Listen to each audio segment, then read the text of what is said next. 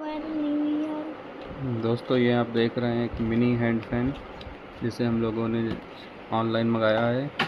काफ़ी अच्छी हवा देता है ये और पॉकेट फ्रेंडली भी है। इसे आप अपने साथ बैग में रख कर ले जा सकते हैं।